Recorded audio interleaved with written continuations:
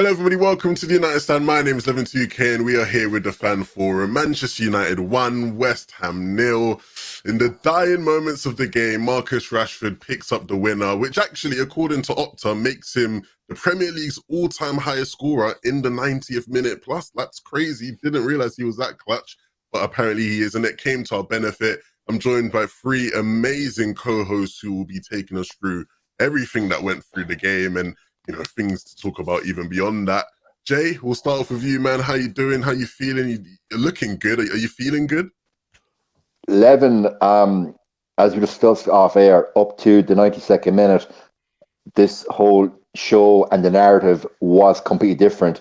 All the notes I've made, all my one-liners are now redundant, so I gotta go and literally fly by the seat of my pants for this show to rip them up because it's all gone now. Look. It took us the 49 minutes for Fred of all people to get a shot on target, and then 93rd minute Rashford comes up and sticks one in after the Ronaldo, Martial, Cavani interplay.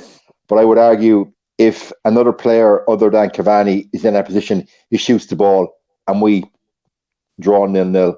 So credit to Martial, credit to Cavani and Rashford. I think that goal today, guys. I hope it is the tipping point performance for Marcus Rashford and the tipping point performance for the rest of the season. 4th place now. I know Spurs have 3 games in hand or 4 games in hand. 4. But 4 games in hand. But guys, it's a win. It's a huge win. I know we get into the nuts and bolts of it. But at the end of the day, we are still 18 points behind Man City after 22 games played. And that is startling. And that's reality. Well, the reality throw something in there, I know you do, Jay. It's fine. I know you do. I know you do. But we'll continue on the positive hype train for now, and I'll come to you, Kev. You're giving me a bunch of smiles, and I know you mentioned, off camera as well that it is more smiles now with that ending. How are you feeling? Talk to me about how that game played out in your head. Well, it is, and we spoke before it. The thing was, before that Rashford goal goes in, this is a totally different fan forum. It's the therapy forum. This one isn't. I firmly believe Manchester United got exactly what they deserved today. I looked at David Moyes and that West Ham team, and I was surprised by the way they set up at Manchester United. Probably, I think they showed us a bit too much respect, but. The thing with the Rangnick style of football and the way that Manchester United are at the minute, I think Jay even alluded to it a while ago when he took over, that probably February will be the month when you see performances starting to kind of peak and what this manager can bring to the team.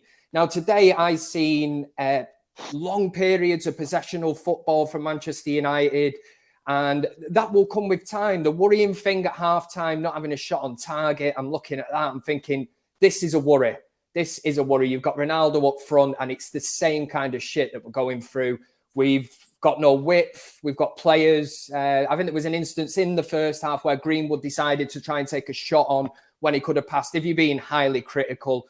But listen, Manchester United have won this game today. Now, we've fallen way behind standards that have been previously set by the greatest ever manager in Sir Alex Ferguson.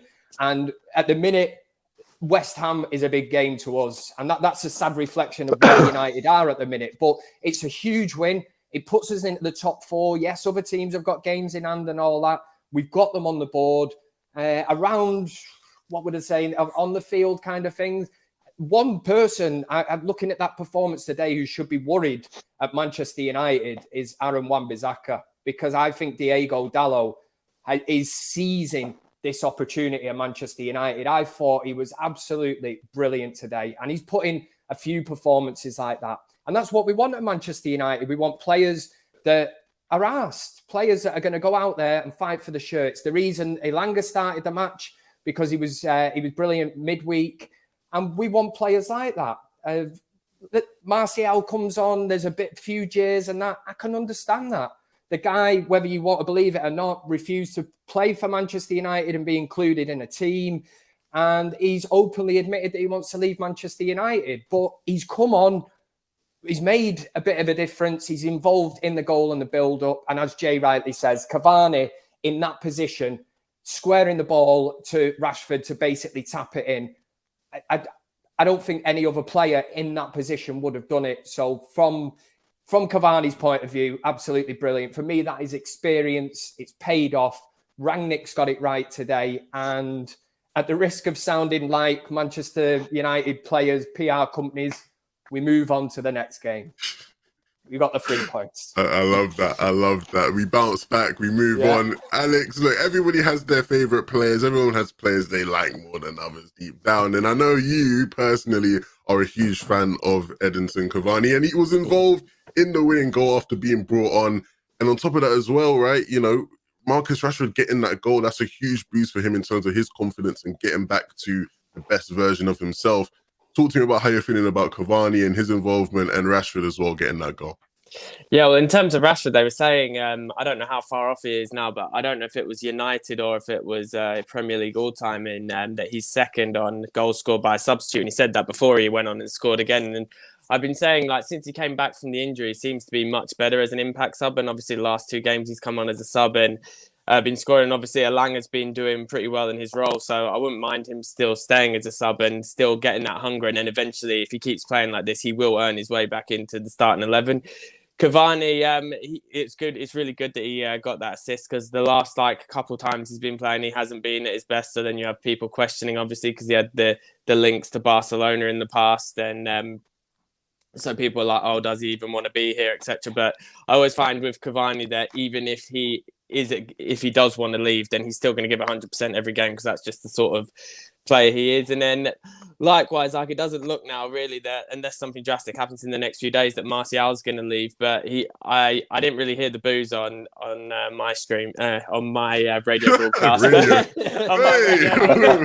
my radio broadcast. But I thought he looked lively, even like before the goal. I thought he looked lively and looked pretty good. So if he is going to stay, I wouldn't be against Martial getting some more chances. I know some of you guys may disagree with that, but I think he has got like that talent. If he can actually get to his best form, he is a very, very useful player, because he's a different sort of player than the likes of Greenwood and Rashford. So in terms of like linking up the play and a hold-up play, that I find Ronaldo doesn't necessarily hold up the ball that much. So he offers something different. Yeah, you know what? Yeah, on Rashford, I didn't want to cut into what you were saying, right? But you know, to be fair, Rashford did have a manager who knew a lot about coming off the bench and scoring. Maybe that helped him out a bit. Look, I think it's very important we do talk about Anthony Martial, because, of course, his name has been involved in a very negative light of late. Of course, his agent came out and said he wanted to move on, and there was the whole, miscommunication, misunderstanding with Ralph, whatever it is. But he came on today. There were the boos, and I think it's important we do talk about that as well, because I think Percy, as much as the situation isn't great, I'm never a fan of booing players at all, and I think that was a shame to hear that.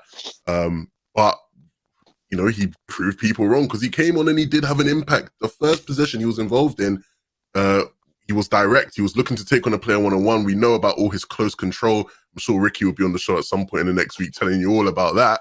And he did seem to be lively. He did seem to improve the dynamic of our attack as a whole.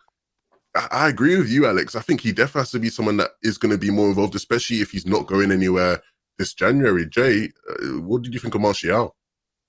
Well, on the Japanese radio stream that I was watching, listening to the match on, I definitely could hear boos. And, it's not nice to hear the home fans booing any player to come onto the pitch. I suppose the fan base, I know the older section of the fan base are probably frustrated with Martial. He wants away. He feels he should be starting. And fair enough. I'd rather a player be honest and say he wants away than be prepared to rot on the bench and take their money like Lingard. So, you got to give Martial credit today. He came on. He was chasing after every single second ball, which he normally doesn't do. His link-up play has always been superlative. That's one of his strengths. And I think if you are a tired defender and you see a technical player like Martial coming on late in the game, psychologically you're like, oh, Jesus, this is the last thing I need. So, look, I think Martial today, you got to give him his credit. He was a game changer. Between now and the end of the window, we'll find out, does he get a loan or you won't get a transfer, But today, guys, I think you got to give him all the credit, because I feel had Martial today not been on the pitch, we'd have scored that goal. So give him credit. Kev, are you on the same wavelength here? I was talking to Mark before the show started, right? And we were talking about, you know, Rangnick's approach to the squad and how he uses it, right? And I used the example of how, you know, if a manager was coming in and there were, you know, more long term, right? So if you look at Barcelona, they have Xavi and they have a problem with Dembele, and so Xavi's saying, look, I'm not going to play Dembele unless he commits. Whereas Ralph, you know, when he talks about Pogba, he said, look, I'm here for the next couple of months to try and win as much as I can. If Pogba's going to be here for the next couple of months, I'm going to use him, right? And, you know, hopefully, I think he's probably going to get to that stage with Martial as well, unless he leaves. Is that the right thing to do for you? Because, like many people are saying, he came on and he did have an impact. It's a tough one to call, because you would look and think, if they don't want to be at Manchester United, and in the instance of Tony Marshall, he's already more or less gone on record of saying he wants to leave United. Now, if you really, really want to be harsh, you could say, well, he shouldn't play for Manchester United. What's he doing in the team today? The one thing I will give Rangnick managerial praise for is the fact that he's obviously looked at it, and even mentioning Paul Pogba, he's part of the plans. I think we all know deep down, it really, I wouldn't know on a percentage at the minute, but it seems that Pogba wants to leave Manchester United. But we know he's technically, with Martial, one of Manchester United's better players. So Rangnick's using this. He's getting them on side. He's more or less even, you know, there's no, well, sign up to this. You need to stay at Manchester United, otherwise you're not in the team. Rangnick wants this job full time. So he will use the best players in that squad to get results. Talking up Pogba, I like that, because Pogba is one of our better players. Love him or hate him, Marmite, whatever anybody wants to say. The same with Martial. I still think on the left-hand side, he offers much, much more than any other player on that left-hand side. And it's how Rangnick now manages these players. We've seen under Mourinho, the tough love. That's not going to work with Martial. Luke Shaw, again, you know, I think Mourinho went a bit overboard on that. You need to know how to manage these kind of players, and Rangnick will use them, and rightly so. They're contracted to Manchester United. Who knows? There could be a U-turn in this. What's to say that Martial doesn't get back in this team and then do a U-turn and decide that he wants to stay at Manchester United? I don't know. I'm just looking down the line, but he's come on. He's been involved in a goal that Manchester United have scored, and it is a huge goal. And I praise Martial, I'll praise the manager for making that decision and having, what I always say, the big balls to make the calls. You know, under Ole Gunnar Solskjaer, I don't believe these changes would have happened. And Manchester United, they certainly would not have won that game today. And if it's a game of whatever, a card game, he's gone for it, hasn't he? He's twisted, and we've got the 3 points. And it is huge, because we've leapfrogged West Ham. And yeah, positivity, man. Now, there is a lot of people in the comment section. I can see that you think this was a good performance today. I'm not saying it was 100% convincing. The result was the main thing, but there was parts of that game that I looked at, possession-wise, the passing of the ball in the midfield and that I thought was really good. And Harry Maguire as well. We've slated him on this show, absolutely slated him. He's come back in today, and I thought, fair enough, Harry.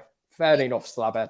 People have said, I've seen online, like, people saying like it was a bad performance and stuff. But number one, West Ham are a good team, and number two, if they're not trying to attack us and not coming at us, they're a damn hard team to break down. You've seen them get loads of good results against the better teams with like their style of play. And it was weird of like what you said earlier, Kev, about being surprised about how they played. They're the fourth top scorers in the league, so I assume that they're higher scorers than us, and yet they didn't even try to attack us when we're leaking goals left, right and centre.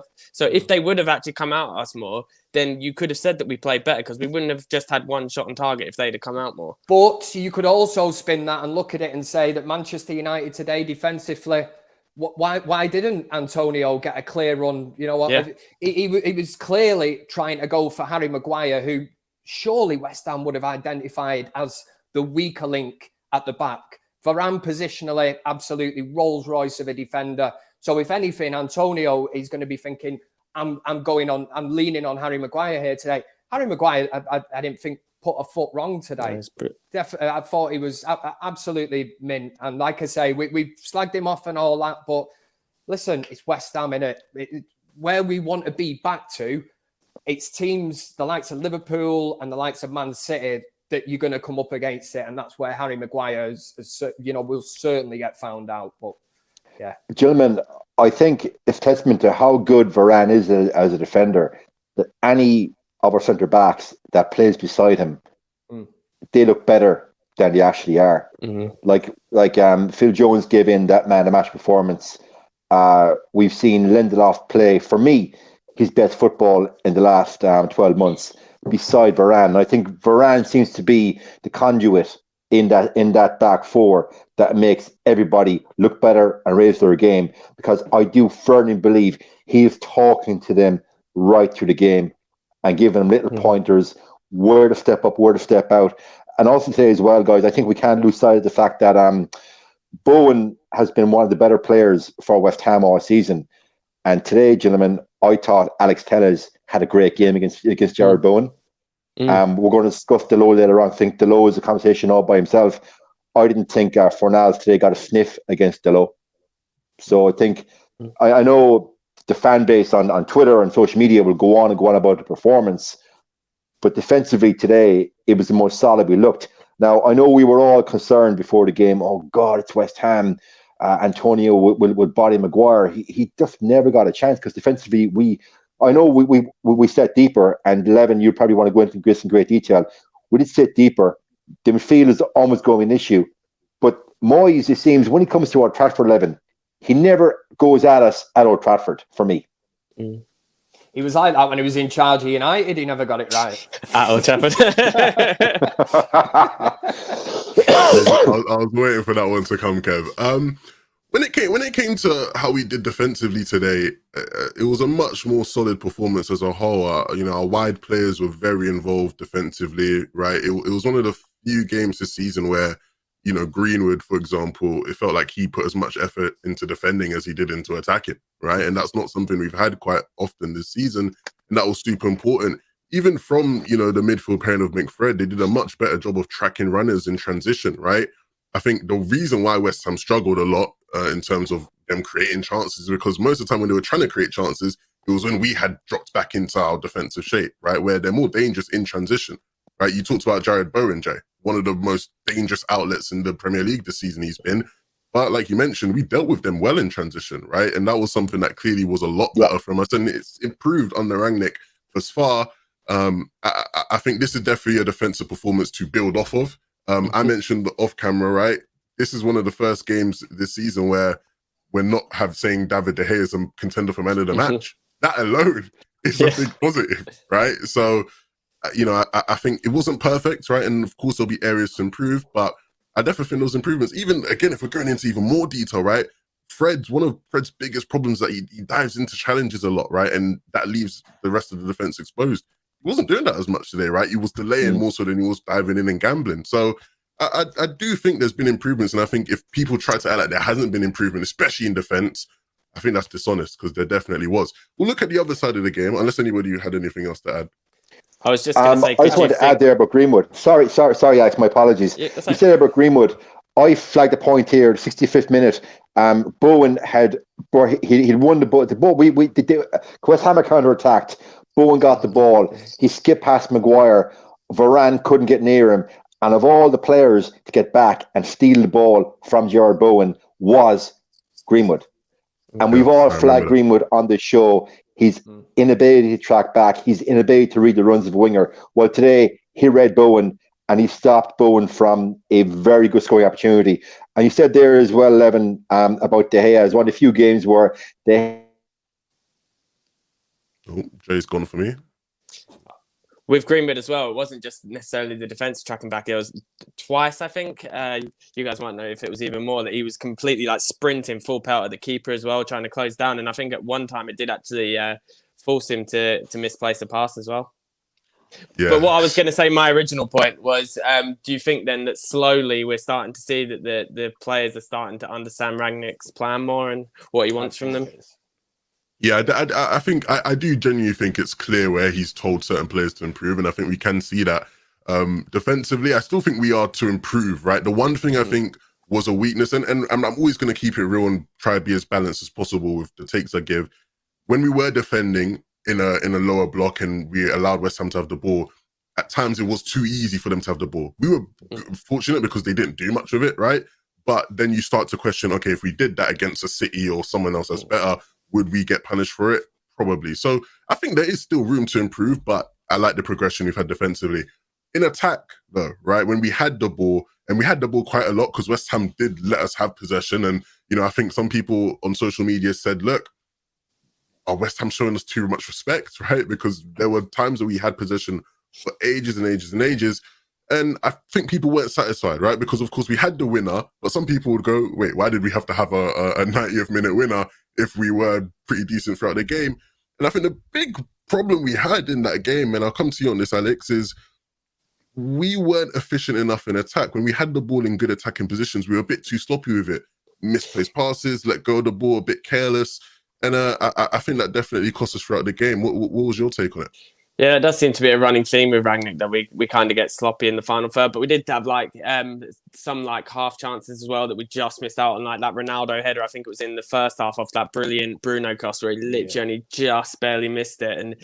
But like I said before, it's like they are, number one, they're a hard team to break down anyway. Number two, when like you had the midfielders dropping back, like how many times was Rice dropping back into their defensive line and like mopping up? And I thought he had a really good game in general. So it wasn't like it was like open spaces and we were like messing up like really like easy things. It's like they really congested their half, I thought. So it was really hard to get any shots off. But the later it went, I was kind of worried that we would struggle to get a winner, because it's like bringing Rashford on normally is like, you'd think like, okay, they're going to be looking for a winner as well, and that Rashford can run in behind them. But I was thinking with how they're playing, they're not even going to try to push up for us to get that. So it was really good to see in the end that we did get it. But I wasn't expecting coming into this game for it to be a game that we had like tons and tons of shots anyway, because they are solid against us defensively anyway.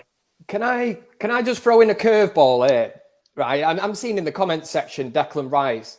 What were your opinions of Declan Rice today? Now, from a personal point of view, I look at him and I thought, my God, there is a player that stands out. And I know these players like this get hyped up, right? And don't get me wrong, Manchester United, this is a department that we should be looking at. We should have been looking at last season. We've not, and we move on with what we got. But I thought Declan, I know there's these jokes, Rice, 100 million, you know, you can get it from Tesco for 99p or whatever. But I thought he was, that's not my own, I wish that was my own joke, but Declan Rice today, I mean, it was brilliant. In that team, I thought it was all action. What is he, 22 years old? When you weigh up that, you look at the fact of Stuart Pearce, who works at West Ham, and he thinks that Declan Rice, he played with Roy Keane, who was a similar kind of age or when he was younger, and he thinks that Declan Rice is far more, has progressed further than what Roy Keane was at that age. I'm not saying he's going to be a better player or anything. He's just saying he played with him at Nottingham Forest. I thought he was brilliant today, but I am seeing a lot of comments. It always seems when we talk about Declan Rice, the comment section explodes and it's a mixed bag. It's overrated, 100 million, my ass, you know, all this. And I don't know your feelings on it, but I thought he certainly stood out and looked like a kind of player that would, you know, certainly improve us at Manchester United. The thing is, I talked to him quite a lot about him with my mate who's a West Ham season ticket holder, because obviously we're linked to him so much. And he says the thing that he's like, that we would sign him as a number 6, but for West Ham, he mainly plays as an 8. And they're saying now that that's his like best position where he can bomb forward. Like you saw quite a lot of times today that he bombs forward as well. And that is something he's really improved on this season, is like taking the ball forward out of defence. And like, obviously defensively, he is good. But if you're playing him in that number 6 role, like I assume we would be, you're only getting half out of him. And he would actually be better in that like sort of like, McTominay didn't play it today, but so the Fred role today. So you'd have like Bruno, Rice, and then you still need someone in like an out and out number 6. Otherwise, you can play it. You can play it. You're just only getting half out of him. I personally think it's the the price of the player, which shouldn't really bother any Manchester United fan. I mean, it's not your money. It's not coming out of your pocket. I'm seeing there now 70 million overpriced, 100 million overpriced. We spent 80 million on Harry Maguire, for Christ's sake. That's what I was about Marwan to say. Fellaini cost nearly 30 million. You know, why should that bother you? If that player will improve your team, I don't see what the problem is. Sorry. Yeah, no, I was literally just going to say, because Alex, what you mentioned is spot on, because, you know, Mark asked me about that on the watch along before the game started, and you're spot on there, right? You know, Rice is, you know, what started off sort of as that sort of 6, but as he's shown his qualities and his technicality on the ball, he has been encouraged to sort of be more of a driver and someone who carries the team up the pitch as well. And I saw someone in chat say, right, that if you get, you know, Rice is a good football IQ test. And I actually do think that's a great point. I think if you can see the qualities in Declan Rice and you can understand what his role is in that team and how he does that, you know, it shows you, you know, you probably do understand football quite well. I do want to talk, though, about, continue talking about us in attacking situations, right? Because, you know, it's actually linked in with Martial, right? Where we needed to penetrate West Ham's defense, right? Because they defend very solid, they're very compact, they're hard to break down. And so you need people who can penetrate that. And when Martial came on, he's an example of a player who has the skills to do that, right? Someone who can be direct, but yet technically sound and keep the ball well, which is something that we sort of struggled with. Of course, people have complained about the balance in attack, right? Where we have like 5 strikers on the pitch or whatever. You know, what do you guys think is that sort of perfect balance for us against these teams who maybe are a bit harder to break down moving forward? Do you think Rangnick's gotten that right balance, or do you think maybe we need to bring in a Martial more often, or, you know, maybe Sancho will come back in, or whoever it is? Well, I'll ask all of you. We'll start off with Jay. Welcome back, Jay, by the way. What's your perfect balance right now? My dog jumped up on the charging cable. Oh, no way. So my apologies on that. So look, in an ideal world, you've got, again, ideal world caveat, you've got a Martial that wants to play for the club. Between now and May, if he's putting himself in the shop window for a move, fair enough. But if he plays like today, consistent basis, play Martial on the left, it's no contest. It is no contest for me. If we see the Martial that we saw today in his short cameo, and then ideally you play an equally technically gifted player on the right in Jadon Sancho, it seems very, very obvious.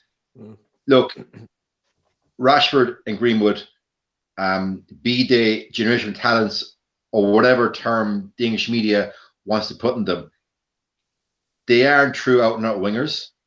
Greenwood is probably best position in the full time, probably a striker, but neither of them, for me, have football intelligence to hold a ball up, hold up your head and look for simple pass. And very often it's a simple pass. Like Cavani today, simple pass created the goal. Whereas a Greenwood or a Rashford will try and shoot, or, as we've seen numerous times today, take the glory shot from 20-25 yards and ends up in the back end of a Stretford end.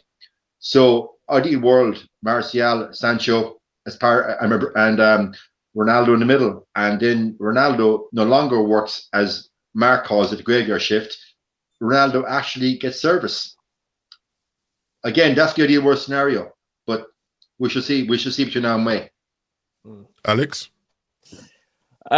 Well, based on like current form and how they've played for United, I can understand the Martial on the left, and like it obviously depends on the team we play. But if we were to like say restart this game and we had West Ham again next game, I would start Martial on the left. But I think like this season Greenwood's been better than Sancho. If we can get Sancho to his best form, then yeah, I do understand swapping Sancho. But with how we're playing at the moment, like obviously Ronaldo is our best goal scorer if we're creating stuff. But I wouldn't be opposed to like trying something else up front if we can't start creating more chances. But then you do have that conundrum of, because he is such a lethal goal scorer, then it's like a balancing act. But when you're not creating stuff for him, then it is better to have like a sort of, you could then change it up and have like a Martial up front, and then if you have like Rashford and Sancho either side on it, or something. I wouldn't be opposed to trying again what Ollie was building with that Martial, Rashford, Greenwood front three. That was really good for a time, but some people miss it, bro. I'm telling you, they might not miss Ollie, but they do miss seeing that front three, and I totally get that. It's interesting you mentioned that though, right? Because obviously, I think a lot of people, again, I think some people might get frustrated. Like, you guys are talking about Martial so much. He came on for a couple of minutes. Relax. I get that. What I will say though is, we all know Martial's link play is very impressive. That's one of his best traits, especially playing as a number 9.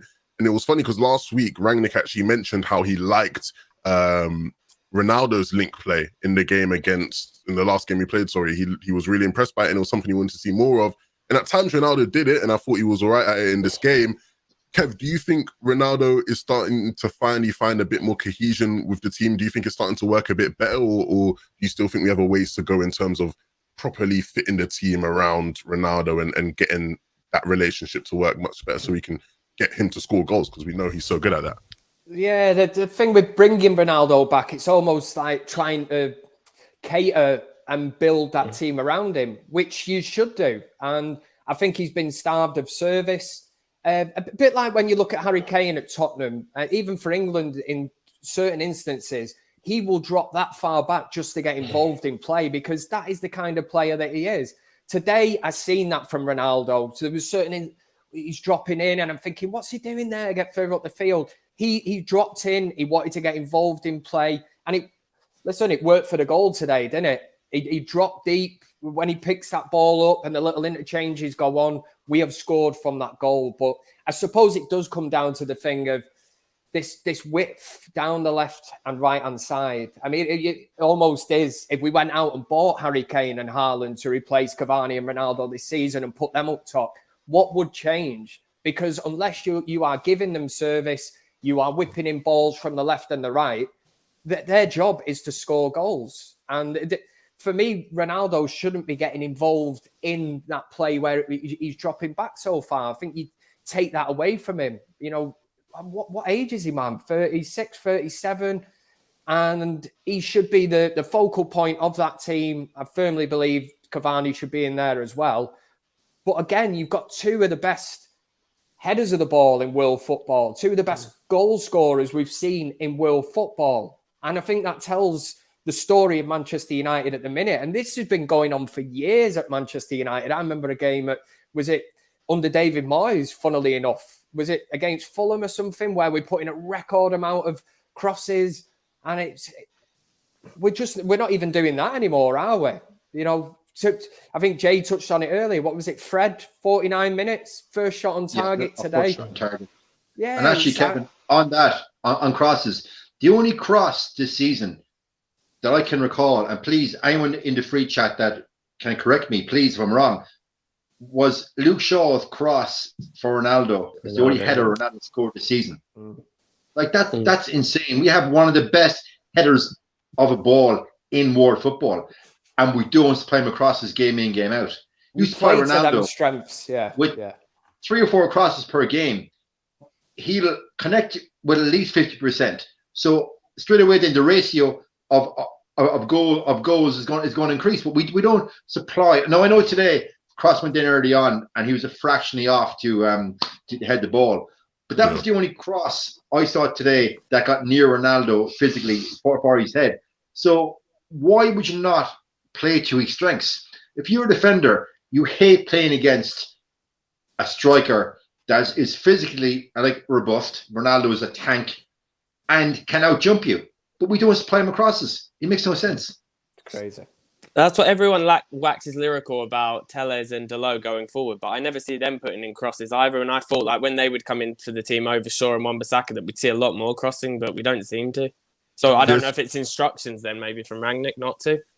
Yeah, Alex. it's funny because I did want to move on to Delo, and we found the perfect transition, which is great. But someone in the chat there, people always are very creative and funny, right? Someone said Delo was trying to put crosses into someone in the crowd.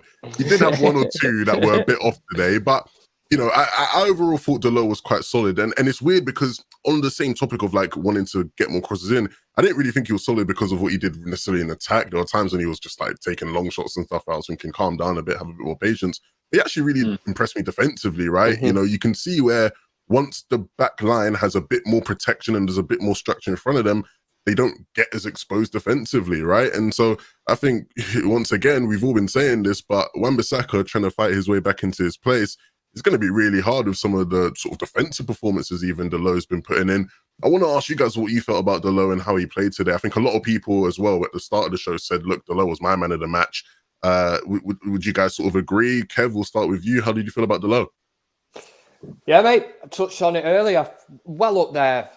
Well up there as one of Man United's best performers today. Touches, defensively solid. Again, you would say that maybe getting forward or whatever, a few of them balls, he whips into Big Steve in the Stretford end, who sadly doesn't play for Man United. But I suppose if we start getting that bit right of it, there's no doubt from the left and the right-hand side, Telles and Dalot.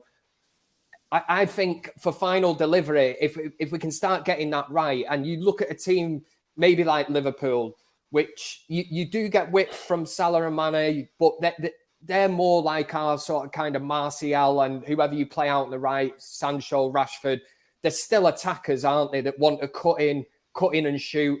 And then really your left and your right back are going to be your width. So if we're going down this style of football now, and whoever it is, if it's Luke Shaw, Telles, or Wan-Bissaka, or Dalot on the right-hand side, these players really, really need to up the game now. And as I said earlier, I think Dalot has played himself into this team. He's played an absolute blinder.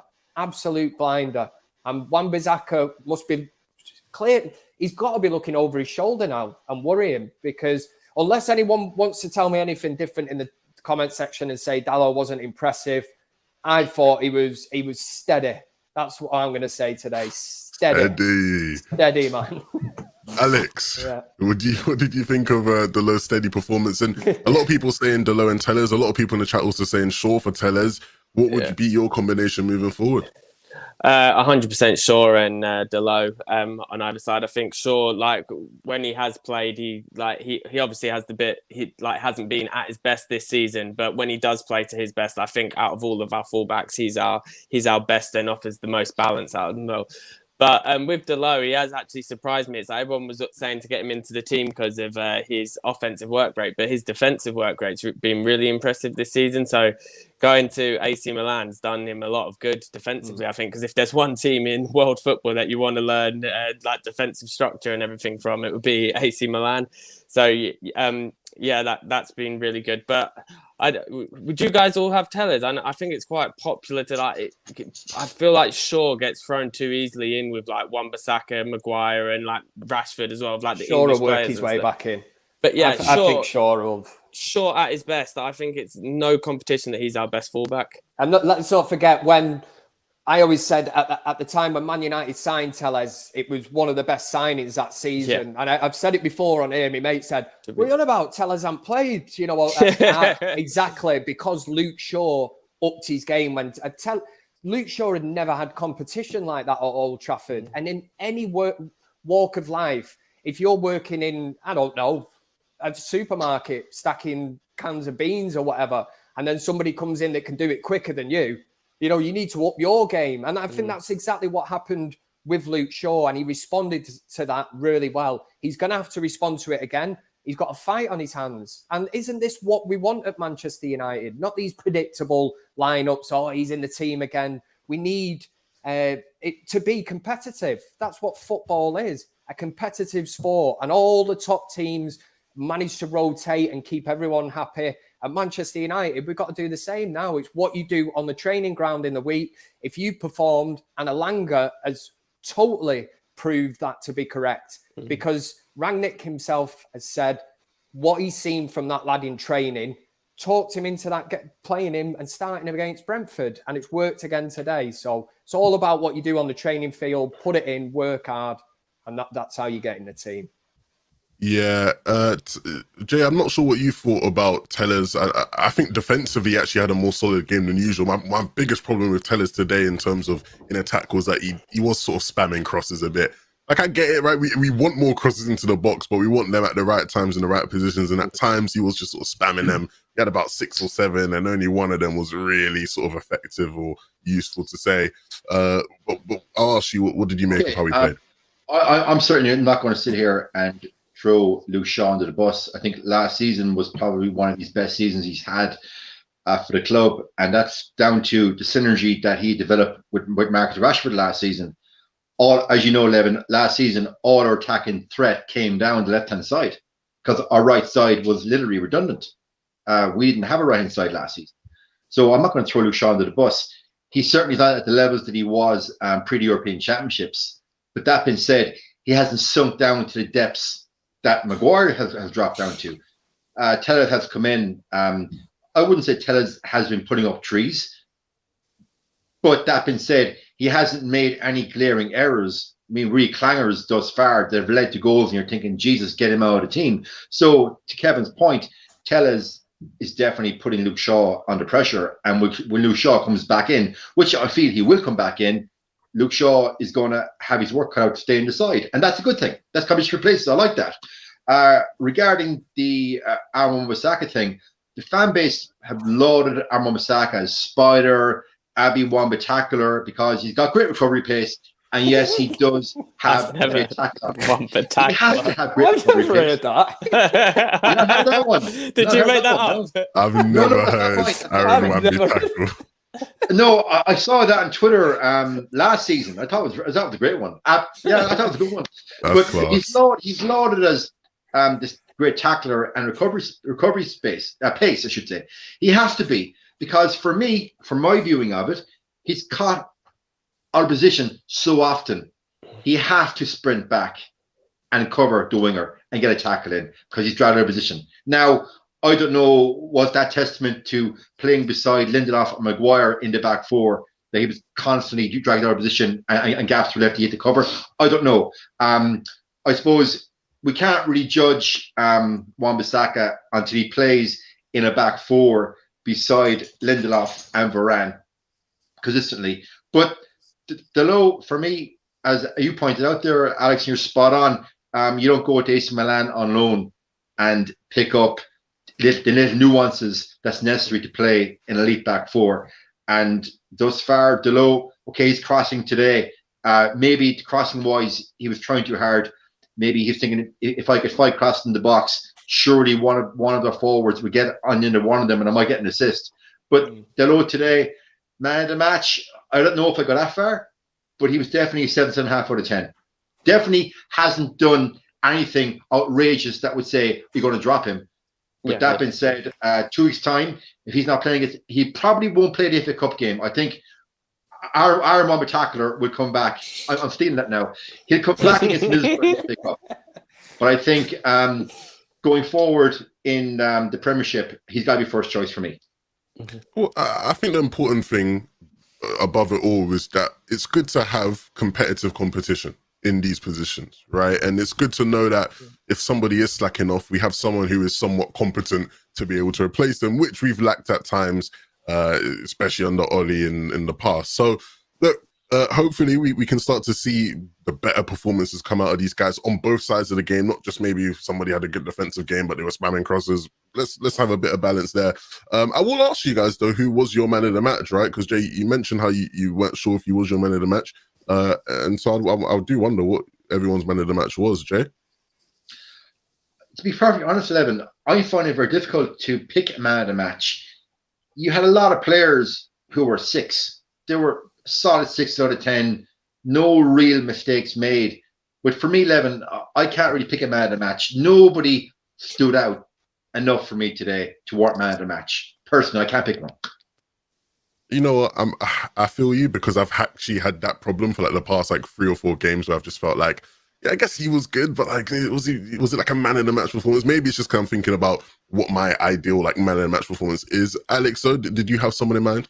It might be controversial, but my man of the match was Maguire. I thought like he obviously gets a lot of stick, so I think when he plays badly, that obviously we call it out, and when he plays well, come on, Jay, I can think of the yellow card was bad, but apart from that, he was solid.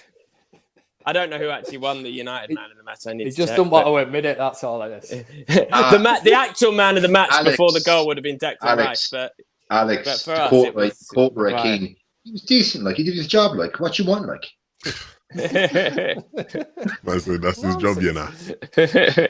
Kev, who was your man of the match? I'm going to sort of reverse what Alex just said, and I'm going to go with Varane.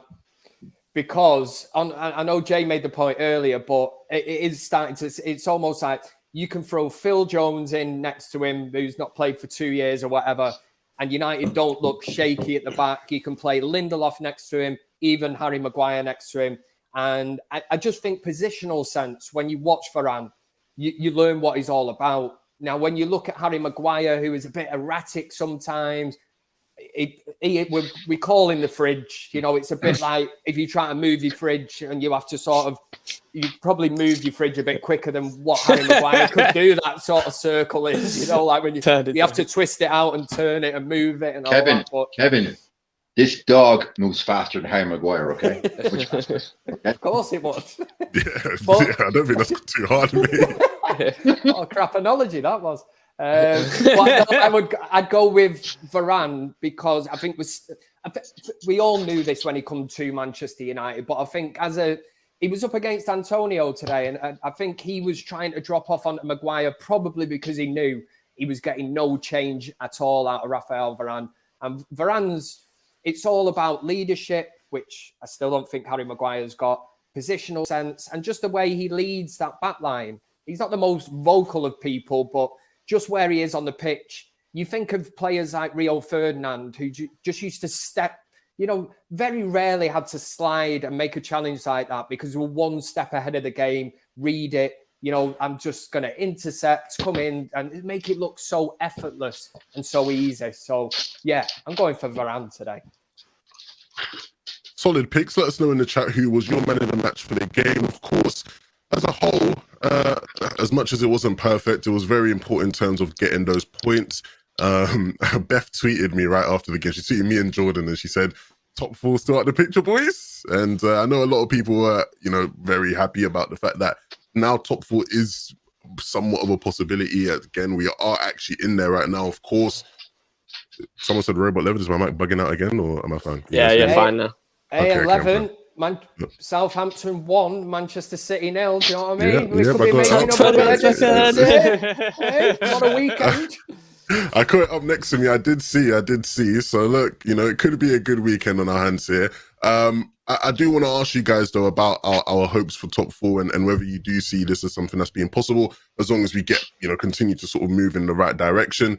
Is there any optimism from you there, or are you still sort of like, let's not worry about top four, let's just focus on improving game by game, and I'll come to you on that, Joe.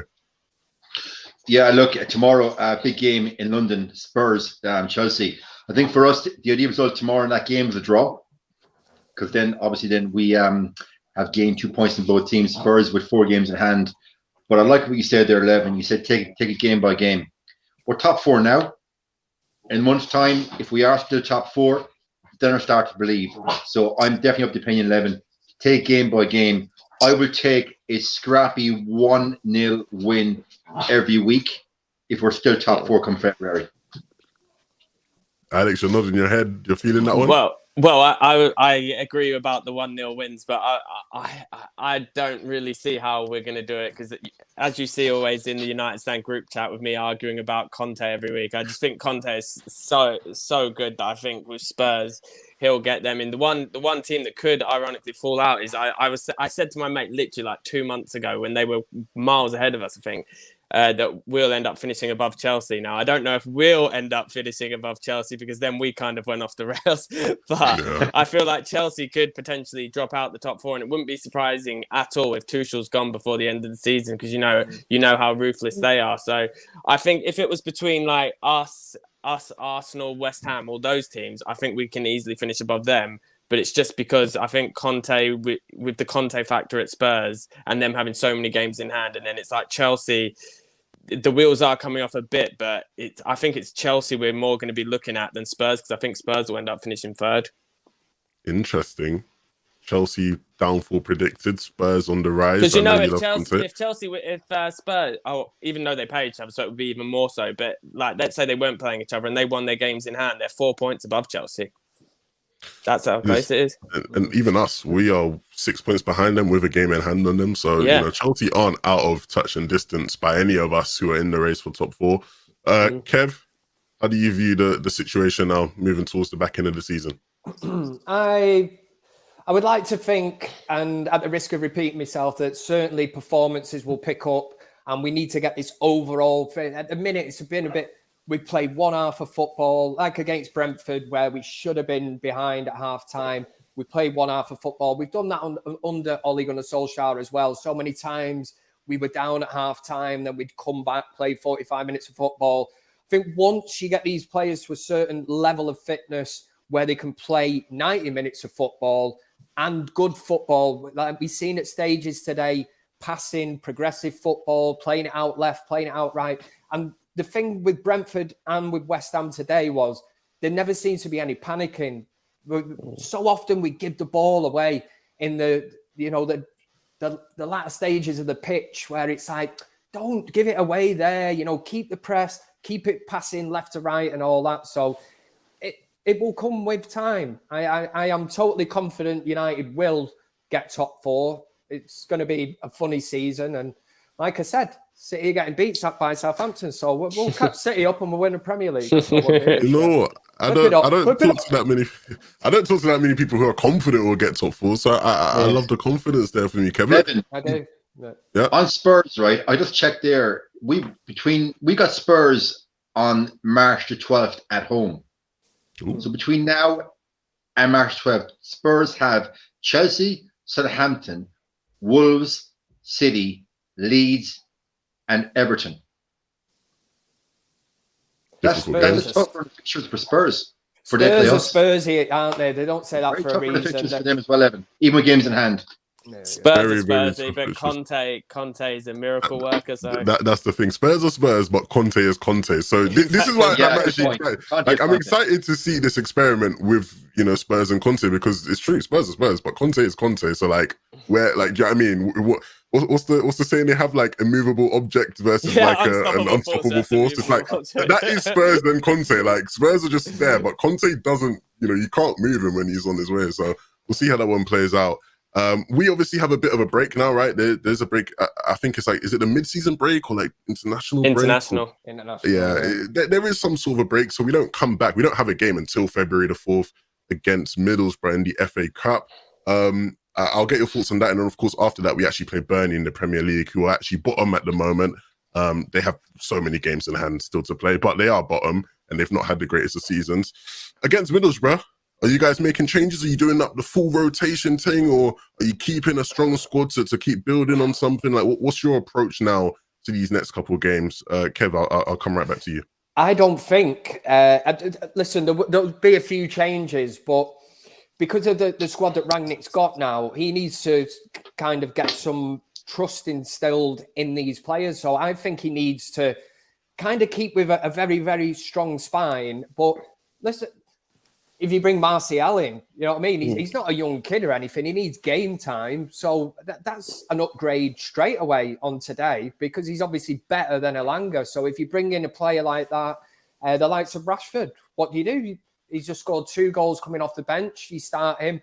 It's still a strong team at Manchester United. And there are certain players there, Sir Phil Jones, do you know what I mean? The lad's crying out for a game, man, after being man of the match against Wolves. So players like this need a game, and this is a great game against Middlesbrough. They'll travel, they'll bring loads of fans, they'll have the behind the goal, they'll have a full stand of Middlesbrough fans there, so it'll be a great atmosphere.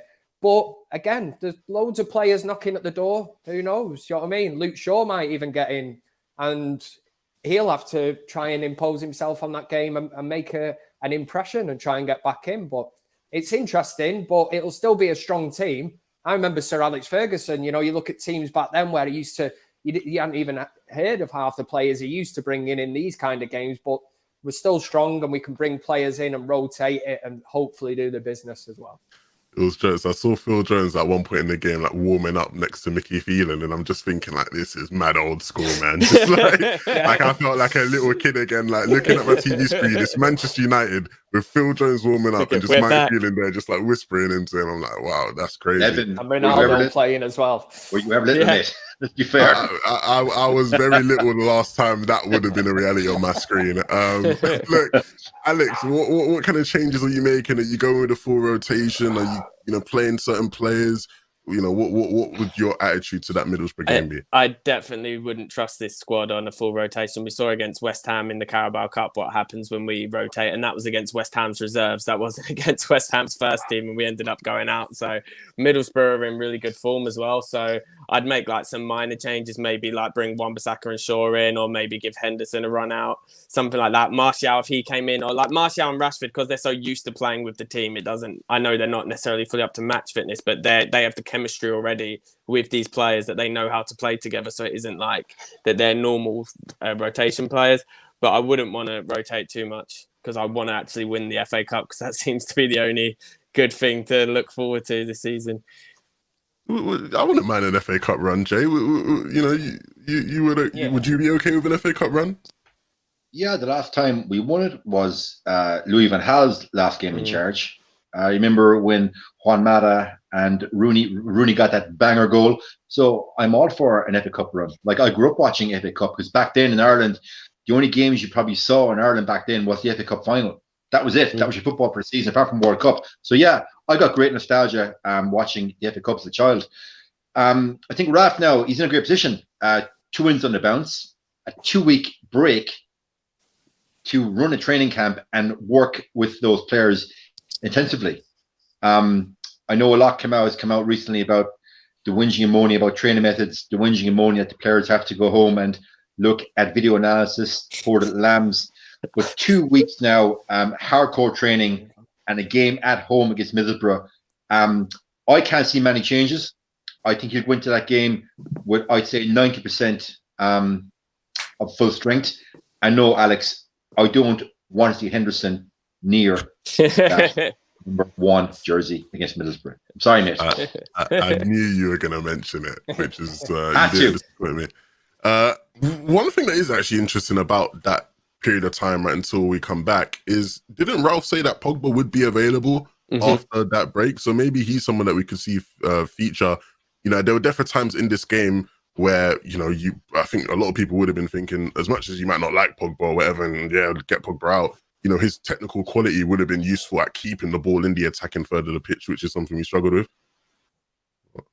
Oh, I don't know where Alex went. I was thinking, why is it just switched? There we go. That's back to normal. I don't know why Alex left us. Maybe just, wasn't enjoying the conversation anymore. Gone now. He's got to sign new members for Henderson fan club. Yeah, Alex decided to join us again. Oh, goodness. We already talked briefly about sort of that approach with Ralph sort of making use of the players he has available to him. And I'll pose a question to you, because Mark asked me at the start of the show, and I didn't really have a great answer for it because I hadn't thought about it. But how would you utilize Pogba in the squad? Does he sort of walk back into the team?